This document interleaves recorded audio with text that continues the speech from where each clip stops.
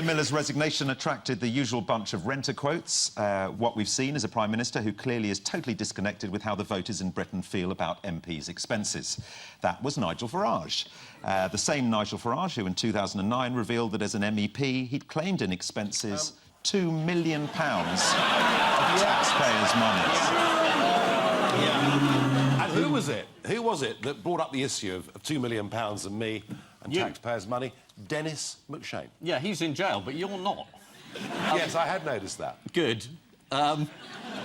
Yes, well, as a tax-funded MEP, Nigel Farage is an equal opportunities employer. Some of our money has gone to his wife and some to his mistress. Or have I got that wrong? That is allegedly, don't you? I think that is allegedly. We can set the record straight right now. Yeah, I think it is. I think you ought to say allegedly, quite honestly. Can I say, as a member of the press, I think, you know, actors really are in need of a royal charter. I mean, that sort of allegation is pretty distressing. What, is it true? No, afraid not. Not true at all? Not true at all. Any of the good bits?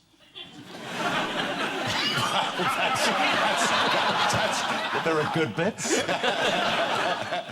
I'll tell you afterwards. Right.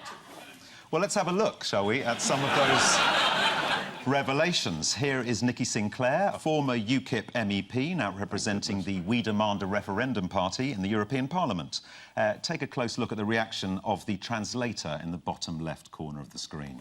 Does Mr Farage think it's a fair use of taxpayers' money, namely his secretarial allowance, not only to employ his wife Kirsten, but his former mistress Annabel Fuller?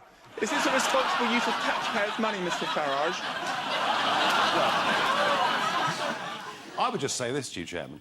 This is somebody who hid under the cloak of parliamentary privilege to make those comments, and when asked to repeat them, publicly refused to do so. Quite funny, though. David Cameron was very rude about your people, wasn't he, Nigel? Oh, he always is. Yes, he said... He can't help himself. He can't help himself. He said they were all fruitcakes and loonies. And loonies, and yes. worse. He said worse than that. He did, right. Extremists. Extremists? Yeah. Shocking. Yeah. Well, I think it's time... I think it's time for a game of Fruitcake or Loony.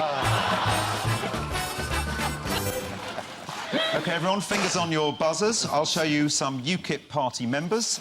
You have to buzz in and tell me whether they're a fruitcake or a loony.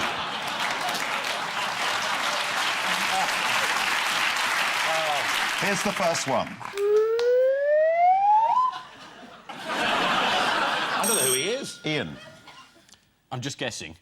Yeah. Fruitcake. I'm afraid that's the wrong answer. He's a loony.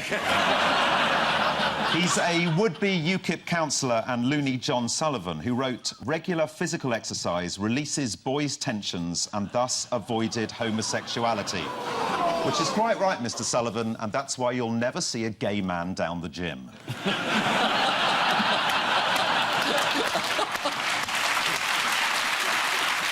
Fingers on buzzers, here's your next one. Nigel Farage, UKIP party. This is a bit tricky, this one, because he's the treasurer, one of our biggest donors. And I wouldn't really like to call Stuart Wheeler either. I'll have to go for Fruitcake. Is the correct answer. You got it right. Yes.